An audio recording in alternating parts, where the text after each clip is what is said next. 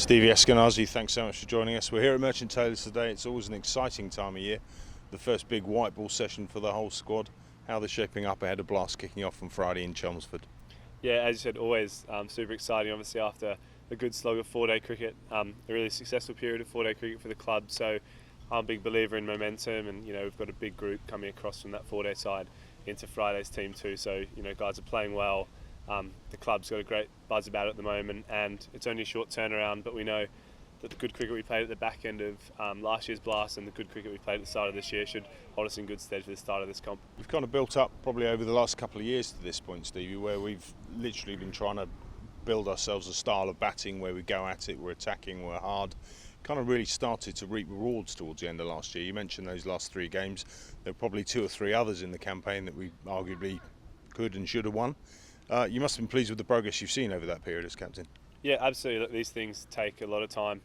From where we started 2-3 years ago with the experience some of the guys had, I think we managed to put about 850 caps into a group of about 14 or 15 players now. So I guess that building phase is over now, and we saw some really brilliant green shoots last year of what a lot of the guys are capable of individually and collectively. So there's definitely a real sense of excitement going into this campaign. There's probably a greater level of expectation going into this campaign as well.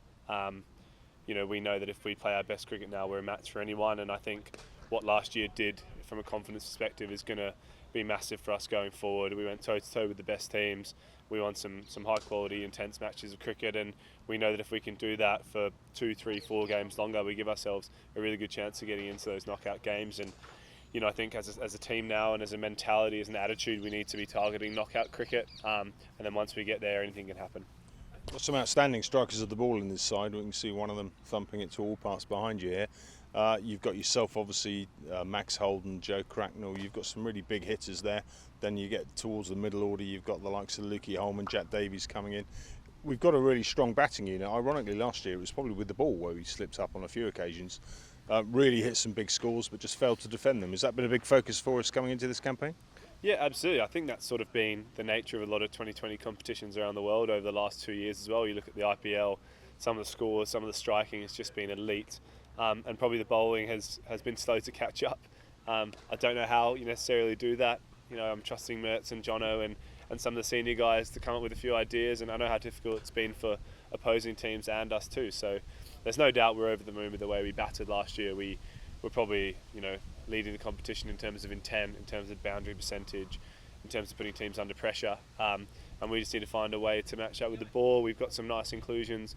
Guys like Henry Brooks coming in, we've got Blakey Cullen back fit, someone like Noah Cornwall's really exciting coming in, playing a big role for us this competition. So we're going to be a different style of attack, a different look attack, and obviously it comes down to execution. So hopefully if we can take the same confidence, the same attitude of being on the front foot with the ball as we do with the bat, then hopefully we can play some entertaining cricket and fundamentally win some games of cricket. Undoubtedly last year, Esky, that run chase down at the Oval, which was truly phenomenal, record-breaking run chase down at the Oval, was the highlight of their campaign. What was that game like to play in? Because it was just a special watch for sure. Yeah, the first hour and a half I absolutely hated, and I wanted to go home at the halfway mark, really. No, it was incredible, and I think I said after the game, I think every project and every team that's going through a time of transition has a bit of a line in the sand moment and a bit of a marker where they can say, right, this is the time where we come of age and the time where we grow in confidence to go and compete. And I think for us doing it on that stage on TV with that audience and against that opposition is something that has to stick with us over the last year or so and say that we are good enough. And I mean, it's no good if we don't take the momentum from a win like that and build and be even better and stronger, but I have a really good feeling that we'll look back on that performance as something that kick-started a new revolution of what, in my opinion, is going to be the most successful white ball era of Middlesex history. With the talent we've got, the infrastructure and the investment of time and effort that we're putting in, I wouldn't be surprised if the next 3 to 5 years are some of the most fun to watch, first and foremost, which I think is really important, and a really good time to be a supporter of the club in this form.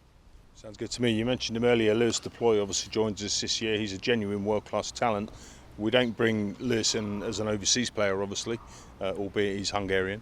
What will Lewis add to the side? Because he's got some real pedigree in this format.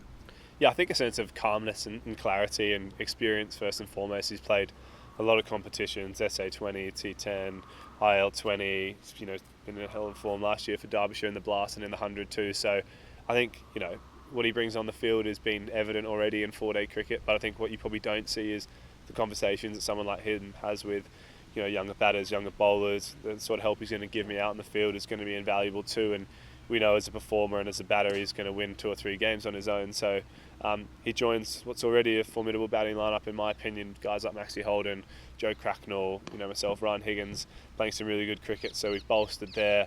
Having another left-hand is fantastic too. But having him around the group and the calmness he brings is fantastic. And don't be surprised if you see him play a decent role with the ball as well. Nice. Last one for me on Essex this coming Friday. All kicks off in Chelmsford. Fond memories last year where we beat Essex there. Of course, it's Kent we're facing on Friday. How much are you looking forward to that one? Yeah, really exciting. Obviously, it's going to be a slightly different feel going there. We're really looking forward to seeing what that brings. As you said, we enjoyed playing out cricket there last year. The dimensions of the ground and the wicket really do suit us, so we think we can have a competitive advantage by playing there.